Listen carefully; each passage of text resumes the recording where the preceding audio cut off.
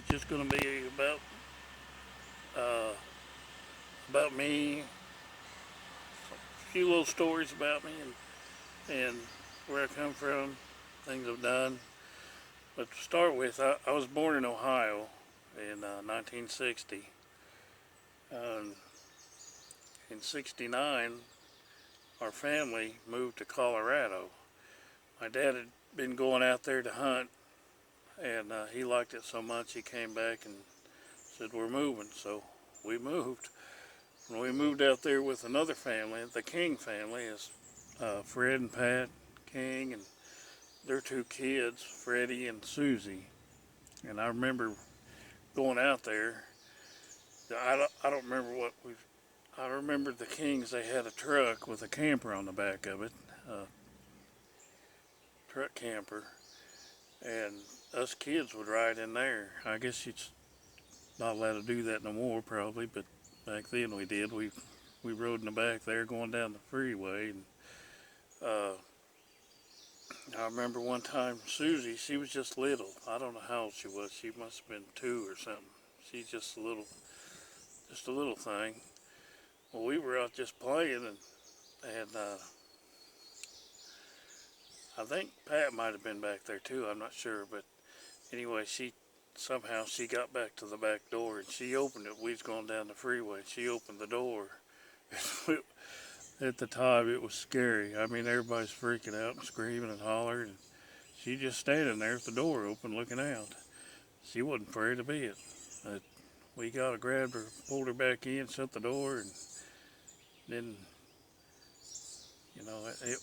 they were glad they got her shut. But I remember that it was a real scary time. Looking back on it now, it's kind of humorous, but good grief, that could have been real bad.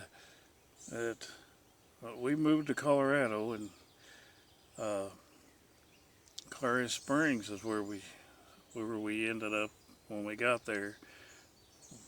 We ran a couple places, and wasn't long. Dad got a job working on Pikes Peak. He's working on the road up there, and I don't know, Pat and Fred, they found them a place up in the mountains in Tranquil Acres, and Dad just happened to find a place that was like right next door. Dad bought a piece of property, and so we moved up there and we lived in an A-frame for a while. My dad was building this house. Now he built that by himself. Us kids tried to help, but here I was 9 years old. I wasn't much help.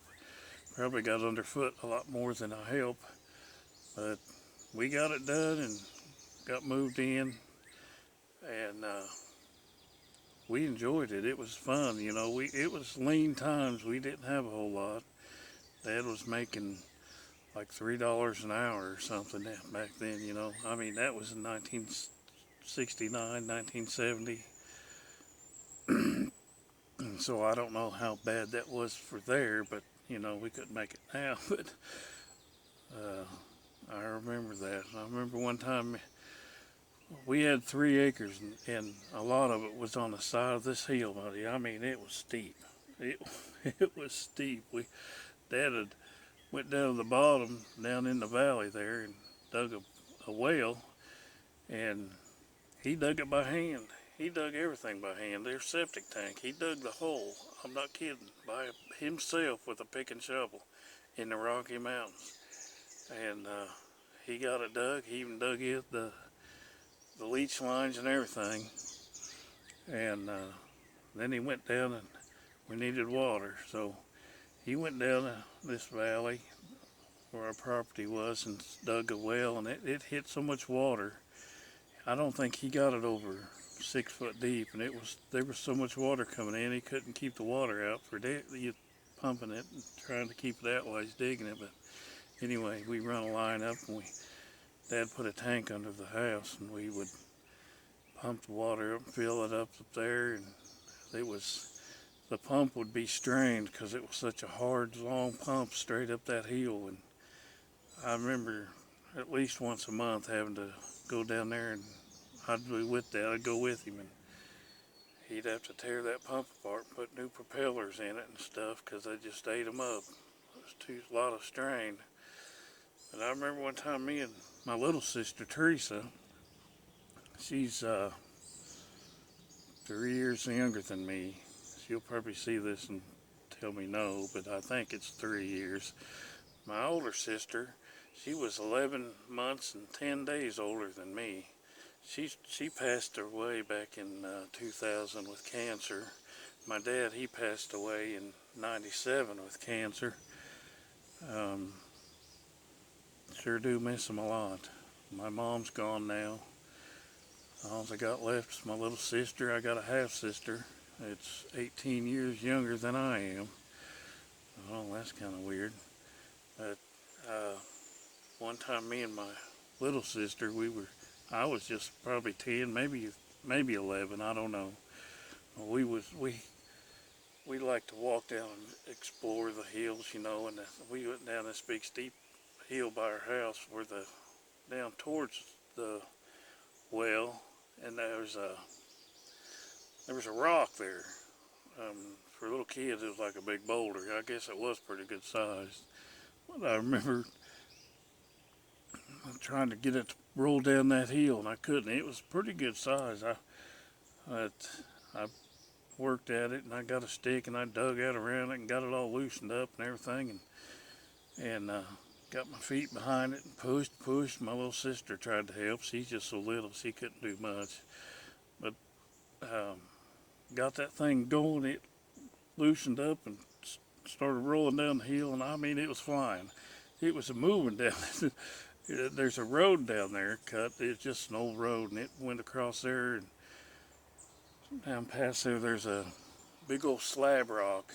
It was amazing. That thing was twice the size of our house. It was just a big flat rock, but it wasn't complete. It was off to an angle, and it went down that rock, and at the end of that rock there was a dead tree laying there, and it was hollow.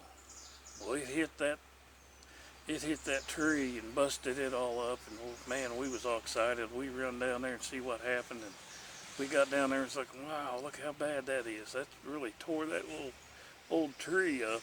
Next thing I know, my little sister's hollering, and she's going, what's wrong? And, well, come to find out, there was a big old giant beehive inside that stump, and it started stinging us, and we would fly, and we was hurrying as fast as we could get back up that hill. I mean, they were stinging us all the way, and I'd have to stop and wait for my little sister. She was bawling, they were in her hair, and she was just little. She couldn't hardly get up that hill, and I'd have to stop and wait for her while I was waiting. I was being stung, and I thought about picking her up, but heck, man, I don't think that really would have worked too good, because I mean, it was a steep hill. We finally got up there, and we got in the house, and Mom shooed us right back outside, and she started pouring water on us and picking them bees. I mean, they were in her hair. I didn't have much hair, so I didn't worry about it. My little sister, she had hair, and it was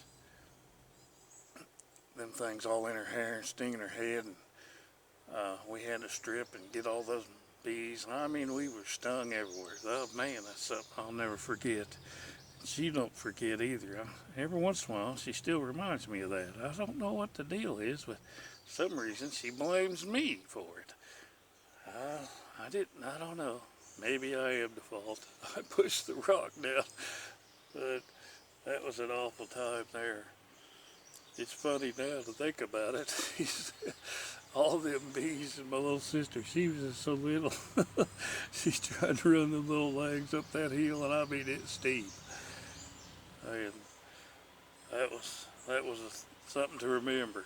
Then there's another time, it was winter time, we was over at the King's house, and they're just right there. I mean, there was a little valley between us, and we had a trail we'd walk from one to the other house. And Mom was over there at Pat's playing, and Mom and Dad and Fred, they were out working. But they had a really nice sledding road. It was their driveway. It's steep. It was a circle drive, and I got down there, and we thought, well, let's fix, we had these runner sleds, and them things would fly, buddy. We would love to fly on them. We'd fix up roads, and well, we got this, and it was packed. And once the snow starts out there, the roads are packed just about all year. And we started riding down through there, and I seen on the side of their house there was like 5 or 6 window panes with the frames and everything, and they were stacked up against each other, and they were all broke. Looks like Freddie threw a rock through them or something and busted them all up. But I thought, what would be neat? I told Freddie, I'm going to crawl back in there and pretend like I had a bad wreck on my sled. You run in the house and tell Mom that you think I'm dead. I'm laying in there, and it's awful. So I crawled back in there just as easy as I can. Here I am, 10, 11 years old still. Well, yeah, I lived through all that. But I got back in there, and just my legs hanging out, and Freddie run in there hollering, he's killed himself, he's killed himself. He got them sleds and had it all crooked. Mom run out there and seen what was going on. And hush, dogs. Anyway, I got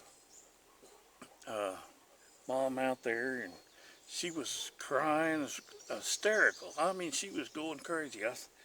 Then it dawned on me, this wasn't a very good idea. So I knew I was in trouble. So I just told Mom, I started snickering. It was just a joke, and I started crawling out of there. But before I did that, I got ahead of myself.